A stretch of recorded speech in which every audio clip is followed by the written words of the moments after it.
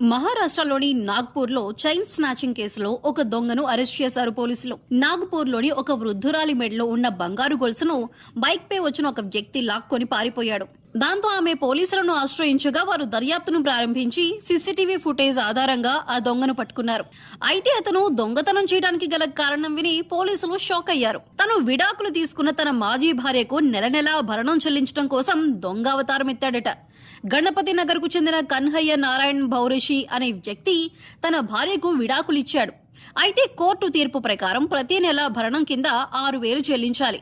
కొంతకాలం క్రితం ఉద్యోగం పోవటంతో సంపాదన లేక తన మాజీ భార్యకు భరణం ఇవ్వటానికి ఏం చేయాలో తెలియక చోరీల బాట పట్టాడు.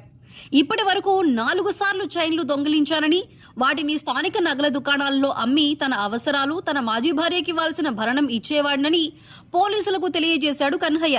అయితే విషయం తెలుసుకున్న పోలీసులు కన్హయ్యతో పాటు నగలను తీసుకున్న ఆ వ్యాపారిని కూడా అరెస్ట్ చేశారు.